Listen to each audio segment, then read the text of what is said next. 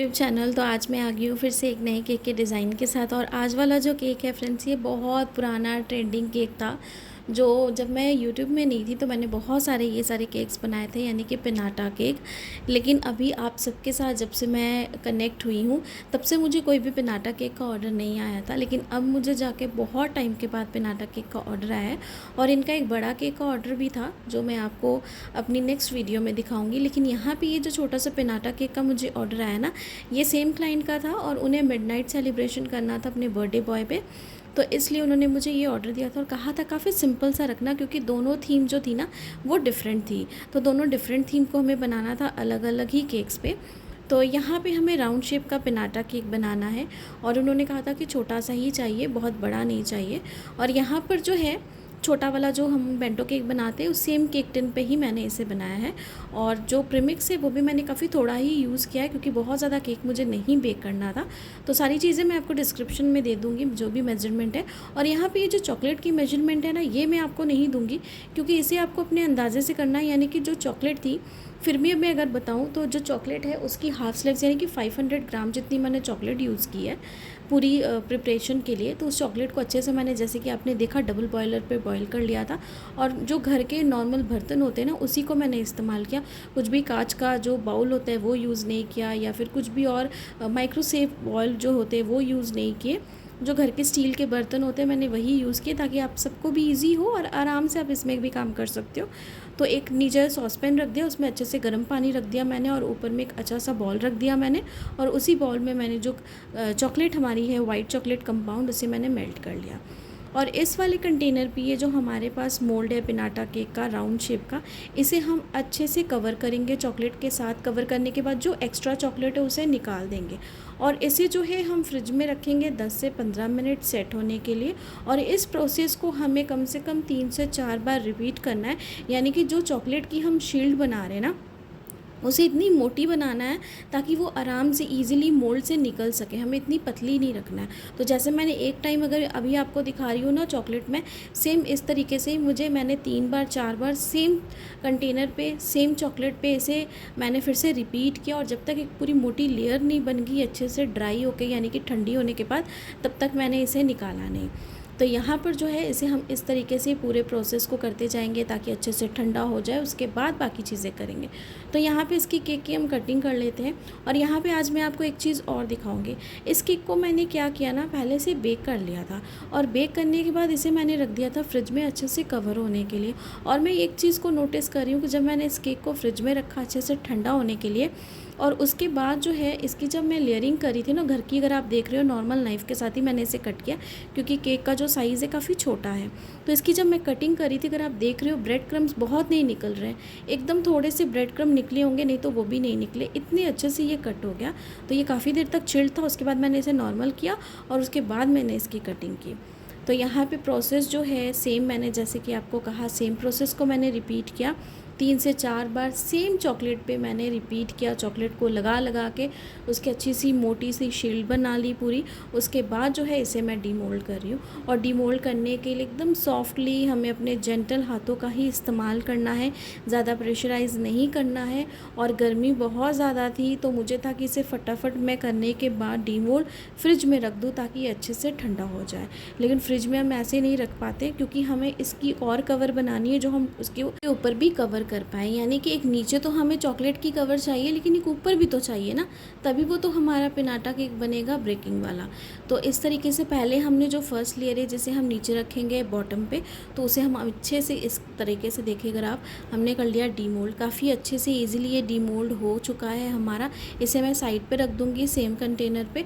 और यहाँ पे जो हमने जो हमारा केक टिन था ना, उसके ऊपर इस तरीके से सपोर्ट करके रख दिया।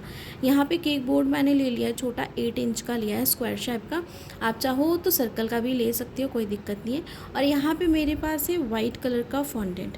वाइट चॉकलेट के साथ हम बना रहे, तो मैंने वाइट चॉकलेट का, यानी कि वाइट चॉकलेट के साथ मैच करते हुए वाइट फॉन्डेंट ही यूज़ किया, कोई और कलर का यूज़ नहीं किया।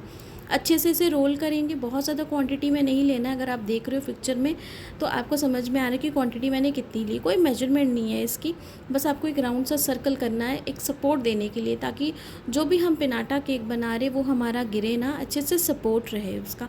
आप सब ने भी, जो भी बिगनर्स हैं और जो भी पहले से अच्छे प्रोफेशनल हैं बेकिंग में, उन्होंने भी ये पिनाटा केक के बहुत सारी वेराइटीज़ बनाई होगी केक से रिलेटेड, तो आप सबको भी पता होगा। लेकिन किस तरीके से मैंने पहले भी बनाई है और आज भी बना रही हूँ, मैं अपना एक्सपीरियंस आप सबके साथ शेयर कर रही हूँ। और इसमें से आई होप कि अगर आपको कोई भी इन फ्यूचर ऑर्डर आता है तो मे भी कुछ चीज़ें जो मैं आप सबके साथ शेयर कर रही हूँ वो आपको हेल्प हो जाए। तो यहाँ पे अच्छे से हमने चॉकलेट लगा दी, वाइट वाली जो हमने यूज़ की थी उसे अच्छे से मैंने डाल दी। उसके ऊपर मैंने रखा हमारा फॉन्डेंट इस तरीके से सर्कल करके, और इसे हमने अच्छे से रख दिया जो पिनाटा केक का हमने मोल्ड बनाया चॉकलेट वाला। और हल्के हाथों से इसे हम डाउन साइड करके थोड़ा प्रेशराइज़ करके इसे प्रेस कर देंगे ताकि स्टिक रहे। और यहाँ पे लेयर बाय लेयर जो हम लेयरिंग है वो हम करते रहेंगे। लेयरिंग हमें सिंपल करनी है, बहुत ज़्यादा क्रीम तो लगानी नहीं है।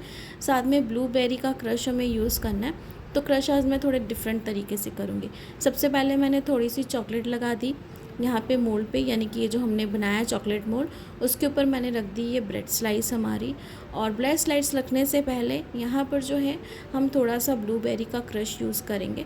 यहाँ पे मैंने क्रीम लगाने के बाद ब्लूबेरी क्रश यूज़ नहीं किया। क्यों नहीं किया है इसका रीज़न मैं आपको आगे बताऊँगी, क्योंकि इससे जो है हम अच्छे से स्प्रेड नहीं करेंगे। जैसे हम पैलेट नाइफ़ के साथ पूरी क्रीम को अच्छे से लगाते हैं ना, लेयरिंग करते हैं और इवन स्प्रेड करते हैं, फिर उसके ऊपर क्रश लगाते हैं, तो यहाँ पे तो काफ़ी डिफरेंट है। इसलिए सबसे पहले मैंने कुछ यहाँ पे क्रश डाल दिया और इस तरीके से नोज़ल्स के साथ, यानी कि स्टार नोज़ल के साथ हमने डिज़ाइंस बनाने। और इस तरीके के पिनाटा केक पे बनते हैं डिज़ाइंस, क्योंकि इसकी फीलिंग अंदर रहती है। तो यहाँ पे 1 बाय 1 लेयरिंग 3 लेयर्स है हमारी, पतली पतली सी, क्योंकि केक का साइज़ बहुत ज़्यादा बड़ा नहीं है, छोटा साइज़ है, मिनी केक है हमारा। तो उसके हिसाब से हमने यहाँ पे मिनी केक जो बनाया, जो मोल्ड बनाया उसमें, ताकि फ़िट हो जाए अच्छे से। तो इस तरीके से जो है हम थोड़े थोड़े से क्रशेस यूज़ करेंगे। क्रशेस काफ़ी अच्छी क्वांटिटी में मैंने यूज़ किया, अगर आप देख रहे हो, क्योंकि केक तो बहुत ज़्यादा बड़ा नहीं है, इसलिए मैंने इसे अच्छे से कवर किया। सेम सेकंड टाइम पे हम प्रोसेस रिपीट कर रहे हैं और थर्ड टाइम पे भी हम सेम प्रोसेस रिपीट करेंगे।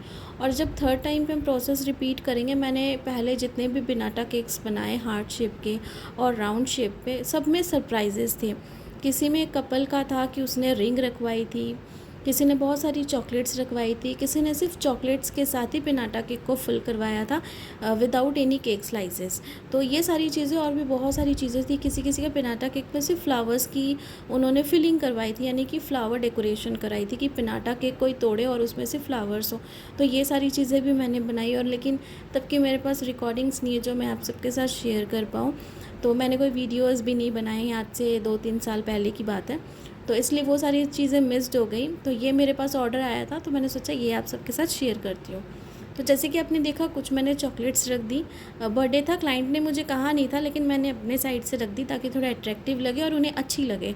तो यहाँ पे हम ये रिबन लगा देंगे। ऐसा रिबन से आपको आराम से ईज़िली मिलता है किसी भी डेकोरेशन शॉप में, यहाँ पर कहीं पर भी अच्छे से लगा दिया। सामने मैंने एक बो बना दिया, और यहाँ पे मेरे पास थे ये नॉन एडिबल वाले स्टिकर्स, जंगल थीम पे एनिमल्स बने हुए थे इस तरीके से।